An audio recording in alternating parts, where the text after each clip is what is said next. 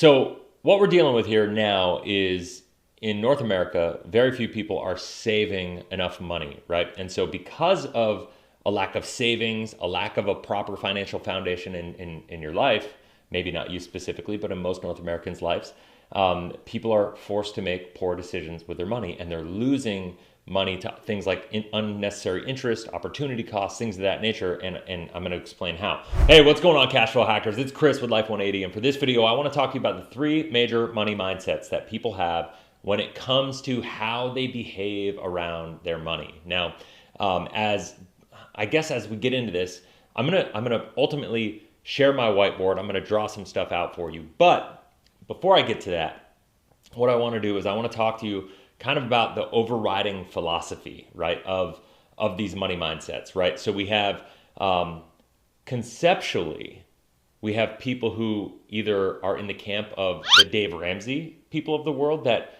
cash is king, or we have people that reside in on the other side of the spectrum. We'll call it the Robert Kiyosaki of the world, where they believe in using other people's money and they try to leverage things out.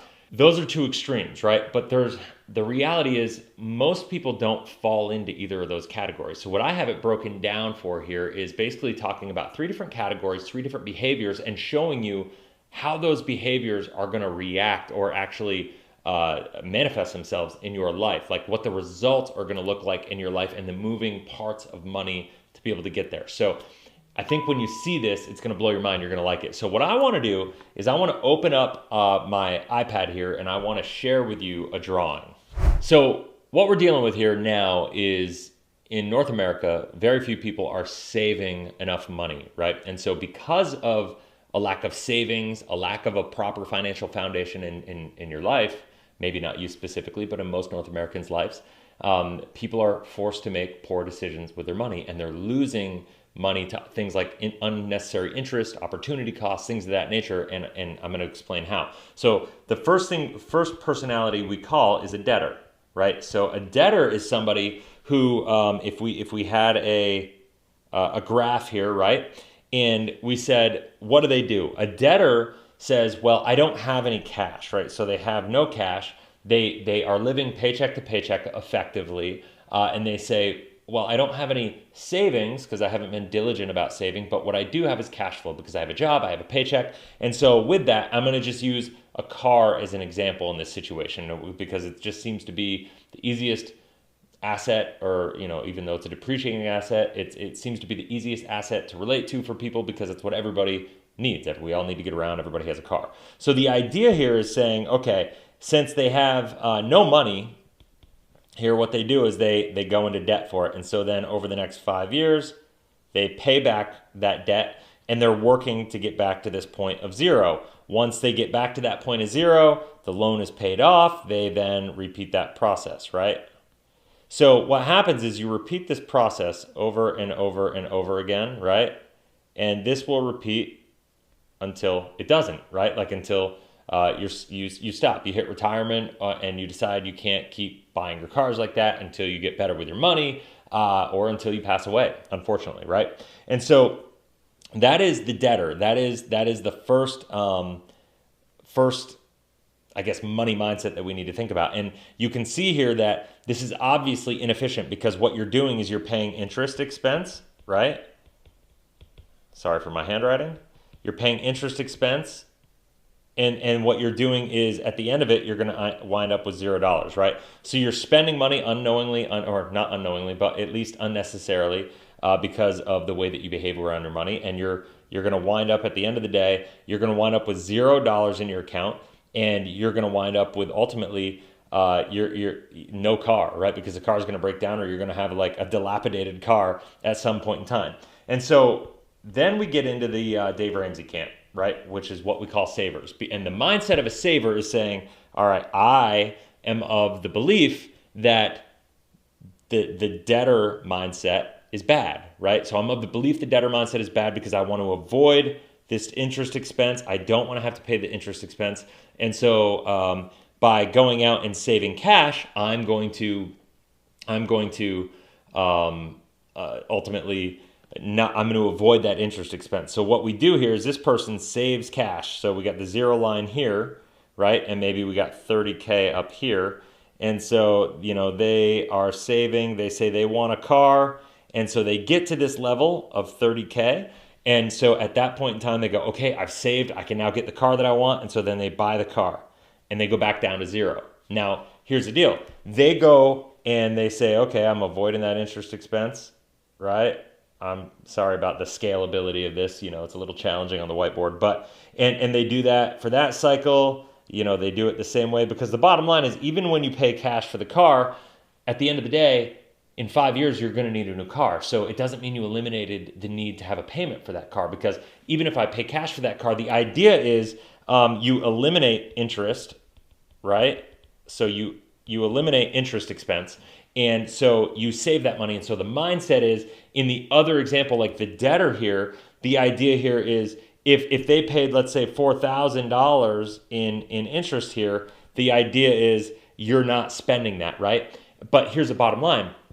Look at it this when it comes down to it. Yeah, you avoided that spending that money, but what you also did is you lost the ability for that money to earn you money, right? And so while you avoided the interest expense, what you picked up is you lost opportunity costs,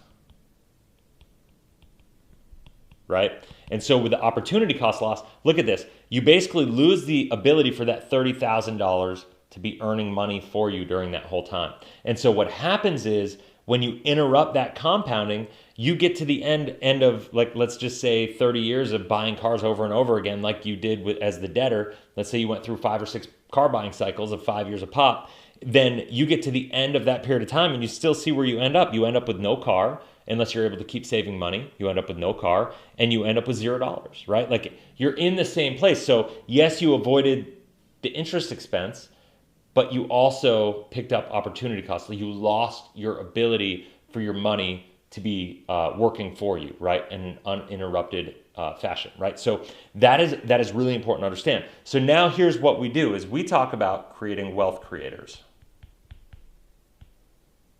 And this is a huge concept to understand. So what we talk about is, by saving money inside of what we call a whole life contract, right? And if you design a properly structured whole life contract, what happens is, and as we save in a whole life contract, what we do is the money in the contract is going to grow, right?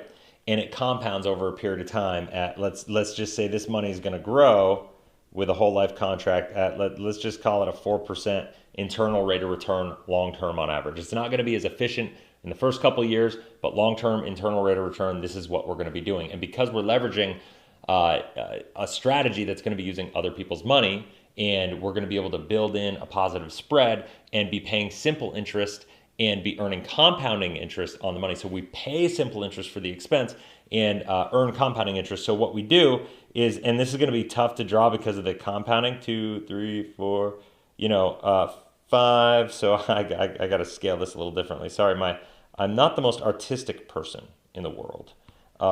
So I'm going to just have this grow a little faster just for illustrative purposes.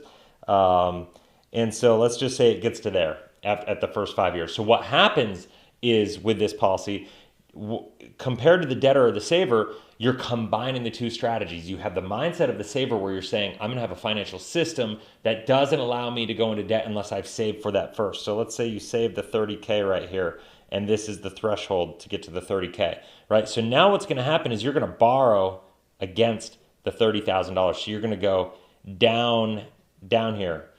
And as you do that, you're going to pick up an interest expense like you would if you were the debtor. But the bottom line is, you're never interrupting that compounding. So you're going to continue to save, and you're then going to pay back that loan. But all the while you're paying back that loan, the money is continually growing at a faster rate. And so then as you do that, you get to the next car buying cycle, you buy it. And every time you pay that car back, your number keeps going higher and higher and higher. And each car you buy actually becomes more and more efficient. It effectively drops the cost of each car, and ultimately you accumulate more money with less risk. I have seen people utilizing this strategy wind up with an extra $250,000 in their retirement accounts at the end of their retirement, or at the end of their contribution phase, their accumulation years, their working years where they're participating and saving money, utilizing this strategy. Most people in North America have less, and this is just statistics, have less than $200,000 saved, right, in a retirement account.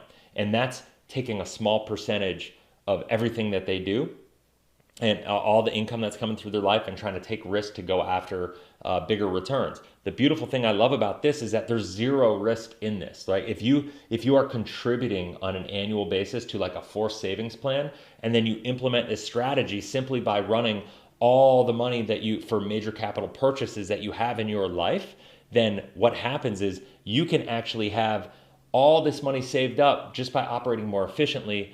And it gets you ahead of where most Americans are, North Americans are as a whole, by taking a ton less risk. So this is why I'm so passionate about this, right? Like I'm a huge believer that if everybody in the country understood this, like I'm a big believer right now, we are in a position where I'm going to call it financial servitude, financial slavery.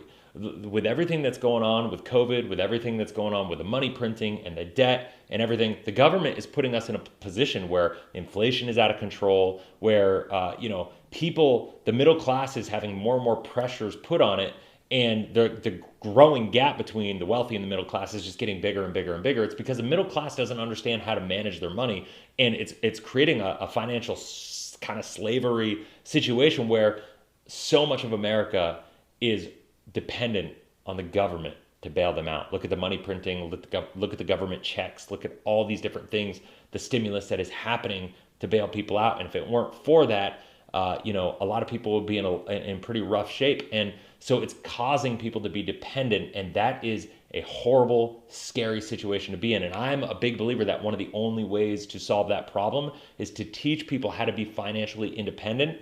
And this is the way. When I talk about saving money for emergency and opportunities, and if you've watched a lot of my videos, I talk a lot about that, right? Like I talk about the Life 180 financial pyramid, which if you haven't watched that, you got to go watch it. I don't know which side the marker is going to be on, but it's going to be up there. I'll put a link to it. Go check out the Life 180 financial pyramid video. It will teach you the importance of financial structure and what's going on in this world right now, and how, not what you invest in, but how you are saving, how you are positioning your money is more important than what you are putting your money in. And if you understand that financial structure, you'll understand that positioning yourself for emergency and creating an opportunity fund for you is how you're going to create wealth in the next 20 to 30 years. That is the biggest thing. So if you have any questions, go ahead and leave them in the comment section below. I try to engage with every single thing I can. If you haven't already, go ahead and let me know what you like about this, what you don't like, what you have for questions, and I'd love to engage with you. If you haven't already, also subscribe, hit that bell, that way you get notified every time I launch a new video. And as always, I truly, and I say this at the end of every video, but I really mean it, I hope you have a blessed and inspirational day. Go out and live intentionally for excellence, because the world needs you to. We'll talk to you on the next video. See ya.